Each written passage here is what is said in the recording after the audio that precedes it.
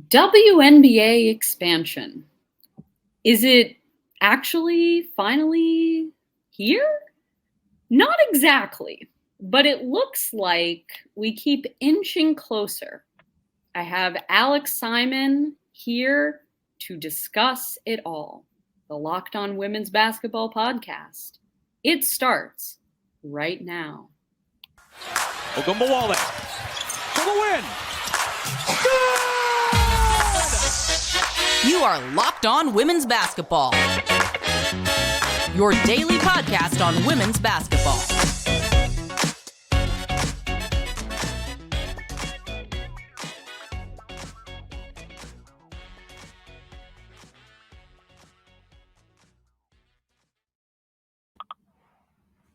Hello and welcome. You are Locked On to Women's Basketball. I'm Jackie Powell, and I'm one of your Friday hosts. I cover the New York Liberty at the Next.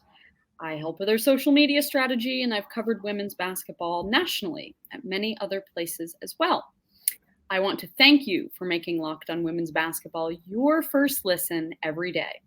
And remember, Locked On Women's Basketball is brought to you by everyone at the Next, a place where we cover women's basketball all the time, and we tell the stories that need to be told every day. Subscribe now to support the staff at the Next that works oh so hard to bring you this coverage that matters oh so much. It is $9 a month, $72 a year. Also records here at Locked On Women's Basketball. We continue to grow each month in our listens, and that is all thanks to you, dear listener.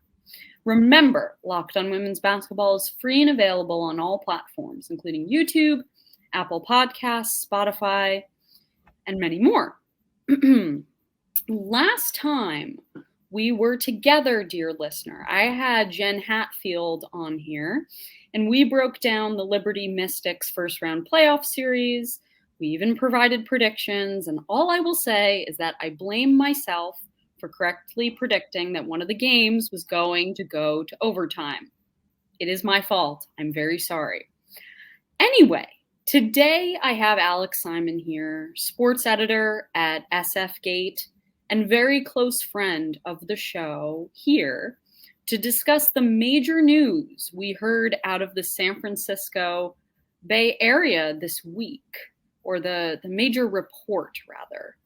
So in segment one, we're going to talk about what we know about the WNBA expansion, Bay Area, question mark. Segment two, we're going to talk about, amid this new report, what don't we know about what's to come? And then in segment three, we're going to talk about the next steps for WNBA expansion. So Alex, welcome. We're so happy to have you on. First things first, what stood out to you in the report from The Athletic? Yeah, Marcus Thompson, a longtime Bay Area reporter, covered the Warriors for years, broke the news on Tuesday night that the Warriors, and the keywords here, are close to acquiring a WNBA expansion franchise. Pretty quickly. I think the most interesting part is actually that both the Warriors and the WNBA kind of pushed back at the idea that things are finalized, but for the first time in really a long time acknowledged that conversations were happening. And that to me kind of makes this not really as much of an if question, but more of a when. And Marcus would not report something. He's one of the best in the Bay Area. He's an incredible feature writer. So to me, it's kind of okay, here we go. You know, I've been reporting on this at various outlets, including my past employer, Bay Area News Group, for a long time. And the Warriors have always kind of put this out with a feel of, we're interested, but only when the timing's right for us and when we think it makes sense. And if this is the case, Kathy Engelbert, the WNBA commissioner, has made it pretty clear what her intentions are, and has also made it clear in the past that, it hurt. She feels like the league, it's crazy that the league is not, actually, let me quote her directly. It doesn't seem right that the league does not have a team in the Bay Area. So she seems to be ready to rectify that with her very first expansion move here. So something you said that stood out to me right there is you mentioned the phrase, that the timing had to be right. What exactly does that mean? Well, so the Warriors have been interested. Joe Lacob previously owned actually the San Jose Lasers of the American Basketball League, which was a league that started in 1996, but then was quickly kind of overshadowed when the NBA founded the WNBA in 97. But Joe has expressed since becoming the Warriors owner that he wanted to bring a WNBA team to the Bay. He said so in 2014. He's reiterated that interest over time again. Speaking with my former colleague, Madeline Kenny at Bay Area News Group in the summer, he again stated, we think we're going to be a great fit, but didn't kind of say anything definitively. So for the Warriors, they didn't own their arena back in 2014. They were playing in Oracle Arena at the time, now Oakland Arena. We'll talk about why that's important as a distinction later. But they had to build Chase Center in downtown San Francisco, a privately financed building, $1.4 billion to do it. Then the pandemic hit, and they probably felt like they had to recover fiscally from all of the losses they took post-pandemic. But, the Warriors just won an NBA title in 2022. They've been doing gangbusters with their concert business in there and hosting all sorts of events. I have to assume the money's been pretty good for them, and that it seems like adding this on. Oh, by the way, Jackie, literally today, Thursday, when we're recording this, a report came out that the Warriors are in line to host the 2025 NBA All-Star Game and All-Star Weekend. So it seems as if they're finding some things to do with their arena here, and a WNBA team is a big part of it. I mean, I don't want to go out on a limb here, but it's interesting that you bring up that report about the Warriors possibly hosting NBA All-Star in 2025.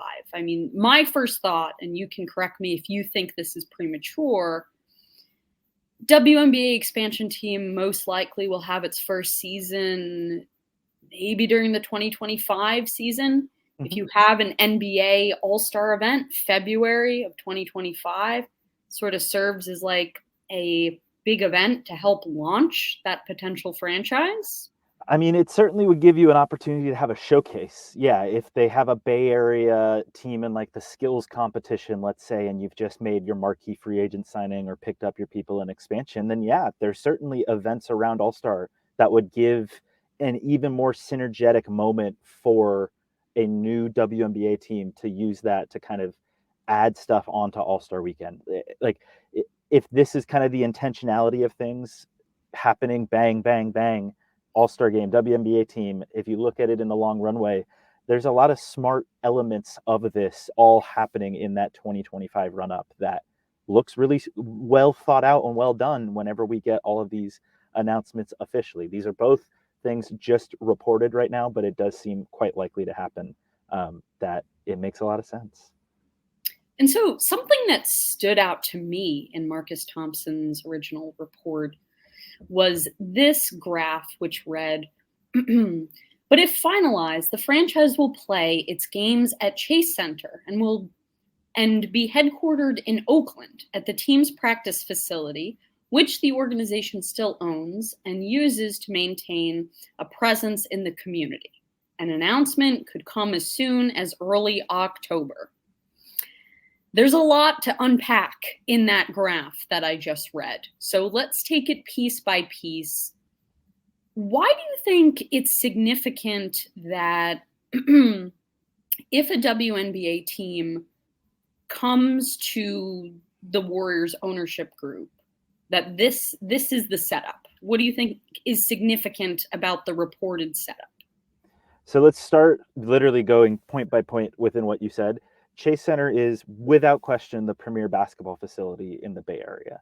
And the idea that a Warriors-owned team that built this Chase Center would not be playing games in that building just didn't seem right to anybody. And if you played them anywhere else, it would almost seem less than what you would be getting from the Warriors. So to me, it makes all the sense in the world that that's where the games are. They want as many events in there as possible. With a 40-game schedule now, that's 20 more dates of events for them to guarantee on a yearly basis, if not, an extra one for a preseason game, maybe postseason games. So it makes all the sense in the world for the Warriors to take their arena and want more within there. And the WNBA team gives them 20 dates. Now, the Warriors have built basically their practice facility for their men's team, for the Warriors themselves, into Chase Center. And that's where they practice. That's where they do a lot of things.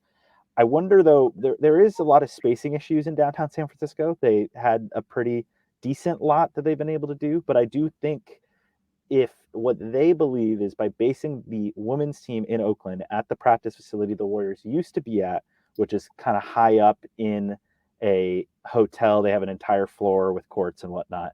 As Marcus pointed out, the team still owns that. They still have multiple community events there. If the thought would be, I think we would rather you have your own space than kind of add on to the space we already have that can be entirely yours. We can design it directly to you guys to some extent and make it work in that way. Plus, like, as a resident here, I can tell you, if a team's based in Oakland, it will probably be at least a little bit cheaper given the difference in salary structure between the NBA and the WNBA to afford to live closer to the arena in Oakland. And then you can take BART over, or the team could even bus the players over in the pregame. It's not that hard to get across the Bay Bridge in the middle of the day if you're playing a night game to get ready. I think there is certainly some questions that I would be curious to hear why the Warriors plan to do things that way, but I can already kind of see some of the logic that they might apply to it, even without their explanation at this point.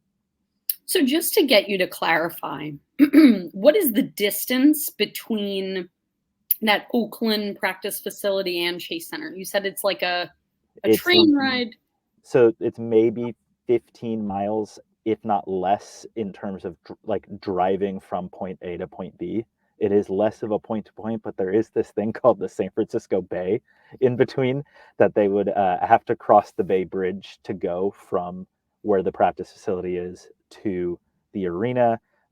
There is public transit that you can take. BART, Bay Area Rapid Transit, goes from downtown Oakland to downtown San Francisco. You would probably have to jump on something else. It's not an inconvenient commute. It is less of a commute than I make on a daily basis to my current job, is the way I'll put it. So I think it wouldn't be that outlandish, though.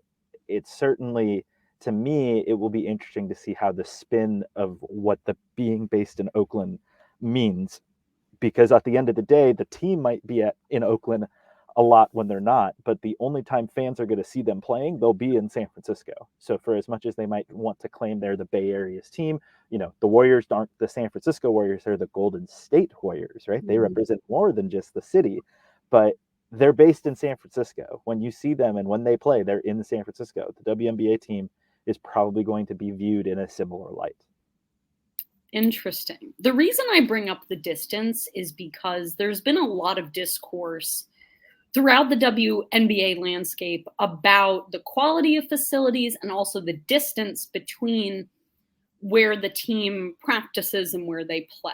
Obviously, in Chicago right now, they practice at that place in Deerfield, and there's a lot of talk about how inconvenient it is to get out there and how far it is from Wintrust and far away from downtown. So it seems like to me that is not the case here. No, I mean, it's not right in the building the way that the men's team would be. Sure.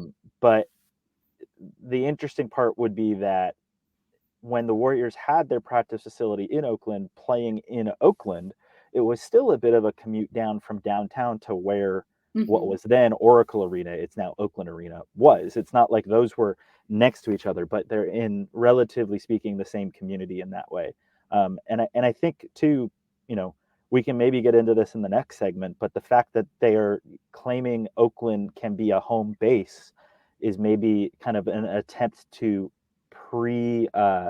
prevent a lot of what the WNBA maybe would say is they're skewing Oakland for San Francisco. By having the team based in Oakland, there's a lot of kind of regional direction. It'd be like, for somebody, a New Yorker, Jackie, it'd be like an inner borough thing, right? Saying you're from the Bronx means something different than saying you're from Manhattan, than saying you're from Staten Island, than saying you're from Queens. It's very much the same thing here. And a lot of people in the East Bay always feel as if Oakland gets slighted for San Francisco. And even if the team is based there, if the only time fans get to go watch them is in San Francisco, it's going to be hard for them to fight against that feeling. Before we take a break, I just want to acknowledge the final bit of that paragraph that I read, which is an announcement could come as soon as early October. I'm looking at my watch. I'm looking at the date. Early October is next week. So, is it? I just wonder. Kathy Engelbert likes to do a State of the League presentation right when the WNBA finals start. The WNBA finals start, I believe, on Sunday, October 7th? Let me look quickly. So we're approaching game 3 here on Friday. Game 4 would be this upcoming Sunday. Game 5 would be Tuesday. I did notice that even with the game 5 on Tuesday, the league's not playing game 1 all the way until the following Sunday. And let me be clear, I expect there to be an in-person press conference with whoever is getting an expansion team in the market they're getting it. That's a pretty wide open window between Tuesday to Sunday for game 5 to game 1 for Kathy to go to whatever market would be getting a team and have an in-person presser. So I'm kind of, maybe it could be as early as Monday or Tuesday. I don't know. I would expect it maybe more like Wednesday or Thursday next week, where we would see an official announcement, a press conference here in San Francisco, and go from there. Would make far more sense, and then it can be already done to some extent in her address during the WNBA finals. Oh, yes. She'd probably say something like, expansion's happening, you know, look what we have, but we will see. This is all very premature. So we're going to take a bit of a break now, but coming up, we're going to talk more about what we don't know. And there is a lot here. But first, I'd like to talk to y'all about DoorDash. And so DoorDash, do you need fresh groceries for the week but don't have time to go to the store? I know that that's something that I will need during the hustle and bustle and busy time right now with the WNBA playoffs humming along. Try grocery delivery from DoorDash. You'll get everything you want delivered when you need it, right to your door. You've trusted DoorDash to deliver your restaurant favorites, and now you can get grocery delivery that actually delivers too. With thousands of grocery stores to choose from, you'll find the best in your neighborhood and boost your local economy with each and every order. You'll get exactly what you ordered, or we'll make it right. So sit back and enjoy the quality groceries, just like you pick them yourself. Want even more value? You'll save on all your grocery and restaurant favorites with a $0 delivery fee on all eligible orders with a Dash Pass membership. With easy substitutions right in the app and the best-in-class customer support, DoorDash delivers groceries exactly how you want it. Get 50% off your first DoorDash order up to a $20 value when you use code LOCKEDONNBA at checkout. That's 50% off up to $20, no minimum subtotal, and 0 delivery fees on your first order when you download the DoorDash app in the App Store and enter the code LOCKEDONNBA. Don't forget, that's LOCKEDONNBA for 50% off your first order with DoorDash.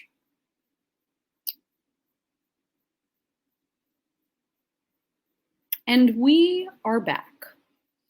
So, thank you for making Locked On Women's Basketball your first listen every day. Tomorrow, that is Saturday, our WNBA draft and pro player development scouting crew are back. In their WNBA retrospect series, they will be breaking down the film of Sparks, former Stanford star, you know, because we're talking about the Bay Area, Nneka Ogwumike. So, okay, Alex, let's talk about what we don't know. What? Almost everything. let me jump in and just say almost everything. But the biggest questions to me that we don't know, one is just, is it happening, finalizing it?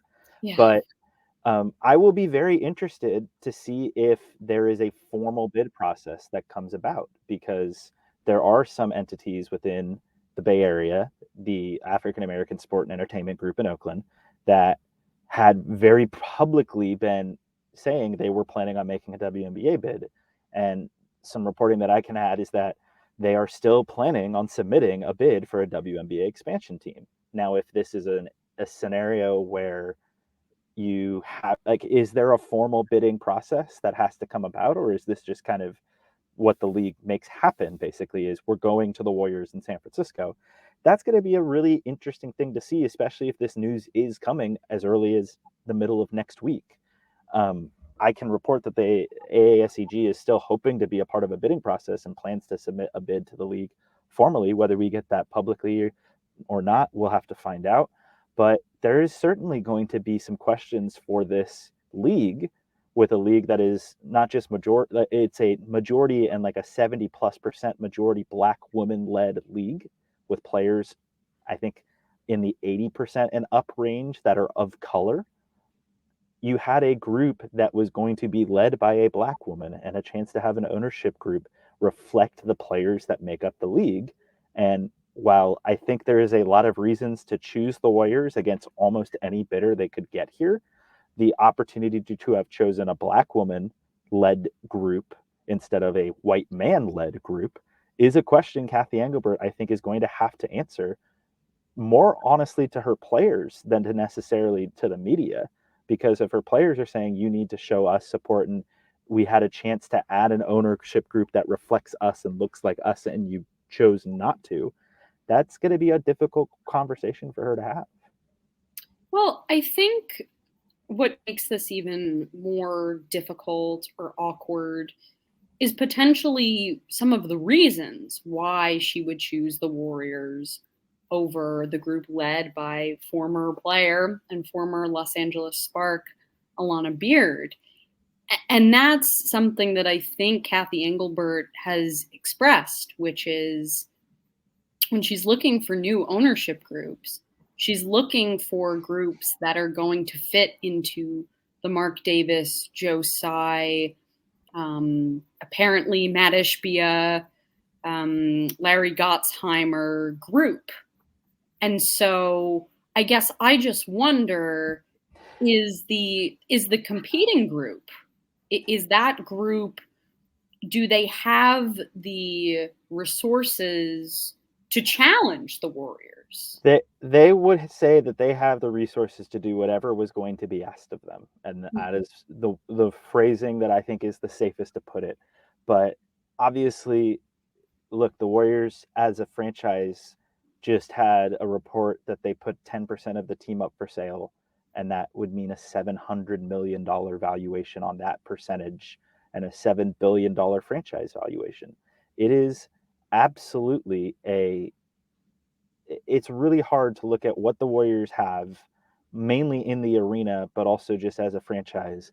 The idea of, if you're the WNBA, you've seen extremely successful, and arguably your two most successful franchises right now are co-owned, not necessarily directly between the WNBA and the NBA, though I would argue Brooklyn is. But you look at Las Vegas and you have an owner who has his hands in multiple teams in that way, in Mark Davis with the Raiders and the Aces. And the synergy that you can create by having that is really strong. And I think it probably brings you more stability, and it is looking more as to where the league wants to go financially rather than where the league's been to go with the Warriors. Also, it's worth pointing out, the Warriors, by being part of the NBA, are a part of the structure that owns the WNBA, because the NBA as an entity owns about 42% of the WNBA. The Warriors, in theory, then have 1/30 of that 42%. It doesn't really work like that, but the point being, like, you're going with the in-house candidate almost when you take the Warriors versus the out of the market, the little more of a mystery that AASEG and the Oakland bid was going to be. And it's also an arena, by the way, that the Warriors left because it was pretty outdated. And so I think it was always going to be the Warriors, as long as the Warriors were interested to the extent that they would actually give the team. Now, the biggest question for the Warriors is, where are you going to prioritize this team? We see a kind of a myriad level throughout the teams that are co-owned NBA, WNBA, in terms of their investment in the WNBA team specifically. I previously covered the Phoenix Mercury down in Phoenix with the Mercury and Suns, and I've seen the Mercury play playoff games in various arenas because of concerts or Disney on Ice happening in the arena. And I've seen the Mercury have to play playoff games, a finals game with like a 90-minute window to warm up on the court because they squeezed a Suns preseason game in ahead of the finals game on the same day, because they wouldn't just shift the Suns preseason game by a day in either direction. So I will be very fascinated to see kind of how this Warriors entity, which has been booking some major concerts at Chase Center, prioritizes the WNBA team and where they end up aligned relative to the NBA team and their other events. So something I can say about that is I'll be very curious to see on the Phoenix Mercury side, under the new ownership of Matt Ishbia, if and or when the Mercury make it back to the playoffs, how will those in at least a year,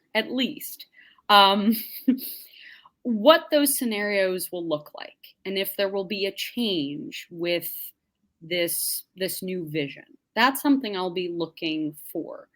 When it comes to the market that I mostly report on, which is in New York and Brooklyn for the New York Liberty, this season in particular, there have not been those types of conflicts. I do remember, I want to say last year or maybe 2021, there was a game had to be pushed back a day because there was some...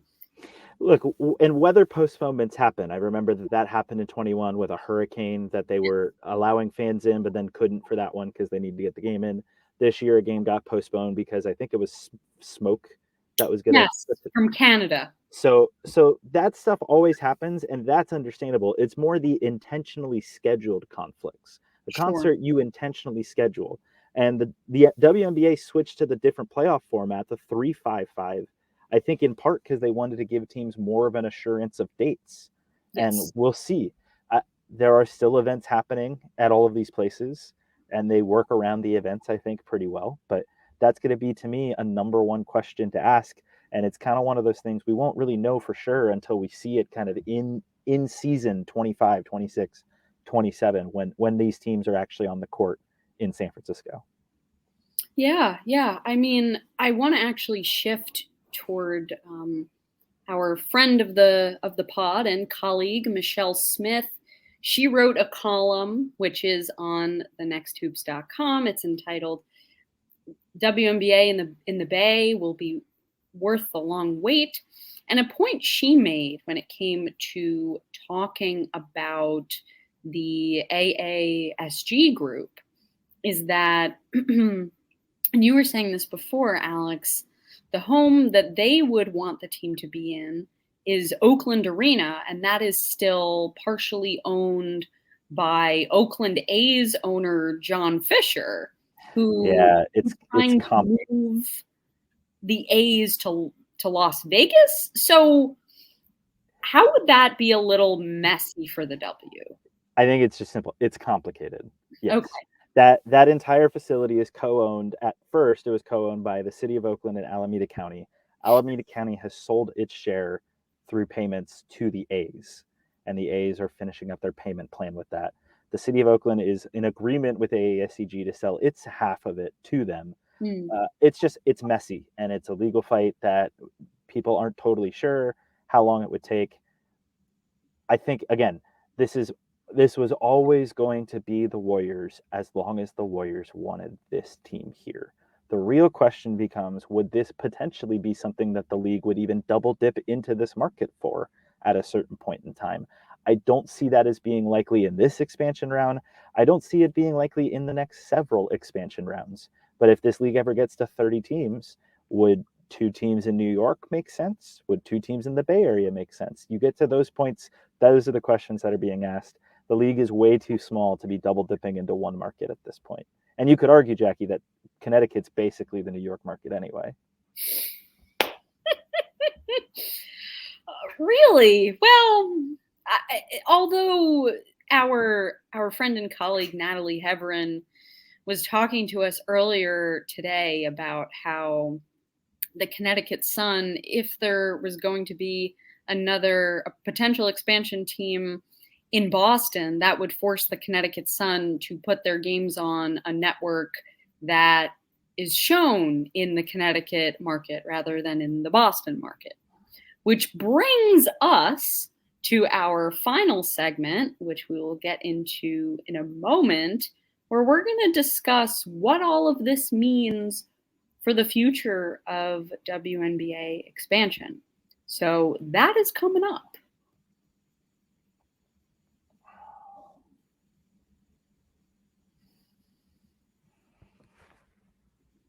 And we are back.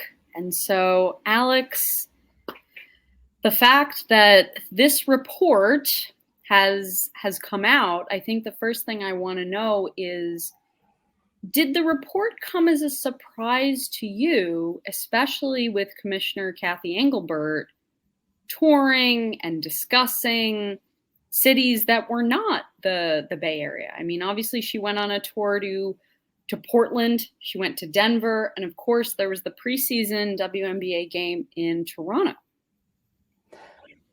No, I guess is the way I'll put it bluntly. I have a theory, and mind you, this is just a theory, but I had been noticing how quiet it had been, and a previous employer wrote about, if it stays this quiet, is that a sign? But I kind of also thought, if it is quiet, that probably means negotiations are happening, and that probably means that things are getting rolling in that direction. Kathy flipped her tone very quickly and her word choice from, expansion in the future to later this year. And I thought that was very intentional at the All-Star game, that she would have news later this year, that it kind of put the writing on the wall.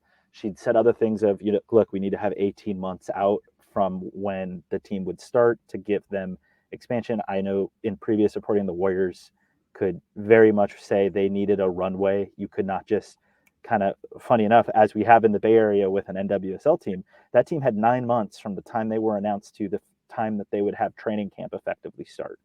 And 9 months is pretty short. The WNBA wanted a team to have a much longer runway. They wanted their teams to know in the off season ahead of an expansion draft, hey, you can get ready for an expansion draft. If you have roster crunches, if you have things you want to do, like, you have a full off season of moves that you can make with the knowledge that you might have to do your expansion process, which we haven't had in the W in 15 years. But if you have to secure 6 players, leave a few available to get picked in an expansion draft, we want to give teams a full off season of moves that they can kind of be scheming into the future, knowing that that is coming.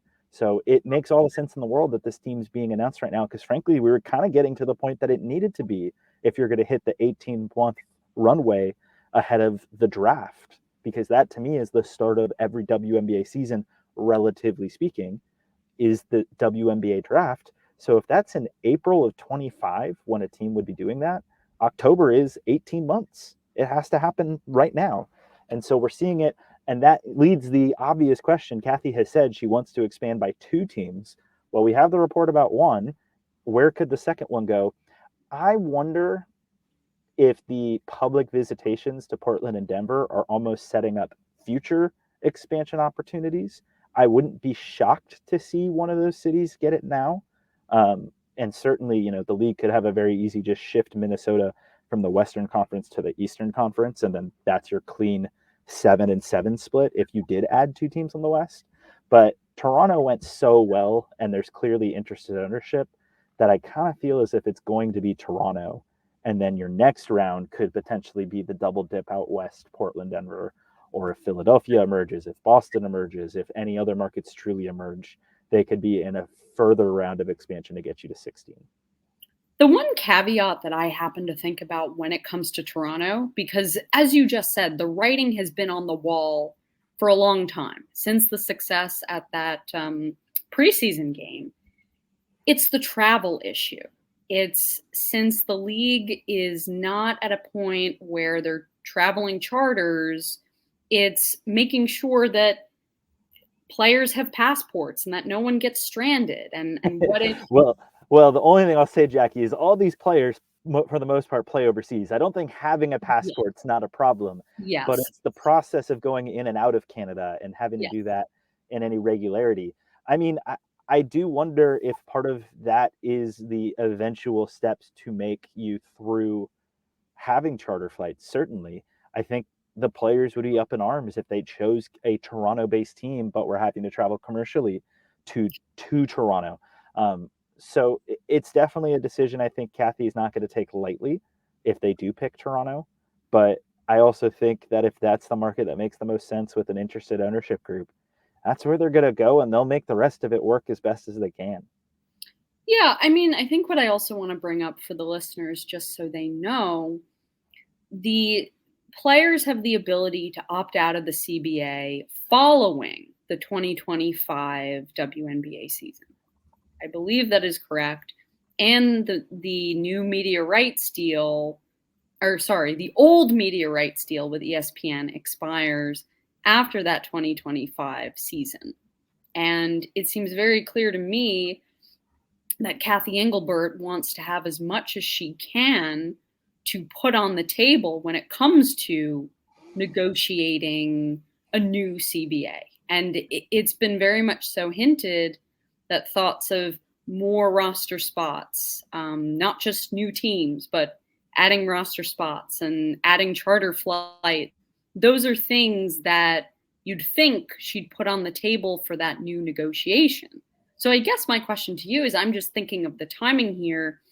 If the potential Toronto team were to begin in the spring of 2025, how does that sort of work? I don't know. We don't know if it's Toronto. Like, I'll admit, I don't know. And Toronto is the one that makes the most sense to me.